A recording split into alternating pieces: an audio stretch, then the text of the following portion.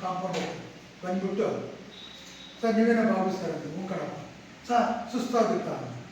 ಇವರು ಇನ್ನೂ ಮಾತಾಡಲಿಲ್ಲ ಯಾಕೋ ಸುಸ್ತಾಗಿಲ್ಲ ಇಲ್ಲ ಸರ್ ನಮ್ಮ ಎಚ್ ಎಮ್ ಅಂದರು ಬಾಬು ಸರ್ ಅಂತ ಕೇಳಿ ಹ್ಞೂ ಅಂದರೆ ಸುಸ್ತಾಗುತ್ತಾ ಅಂತೇಳಿ ನಾನು ಎಚ್ ಎಮ್ ಹತ್ರ ಕರ್ಕೋದೆ ಏನು ಸರ್ ನಿಮ್ಮ ಹುಡುಗ ಹಿಂಗೆ ಹೇಳ್ಕೊಟ್ಟಿದ್ದಿಲ್ಲ ಏನಂದ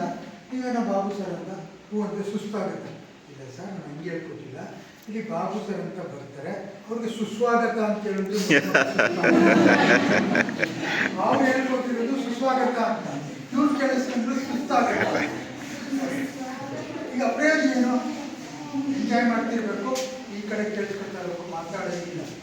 ಮಗು ನಾನು ಕರಿತೀನಿ ಬಗ್ಗೆ ನಿಮಿಷ ಮಾತಾಡೋದು ನಮ್ಮ ಶಾಲೆಗೆ ಹೋದು ರೌಡಿ ಜೋಡಿ ಮಕ್ಕಳಿಗೆ ಮೊದಲನೇ ಕಾಲದಲ್ಲಿ ಅಪ್ಪಾಯಿ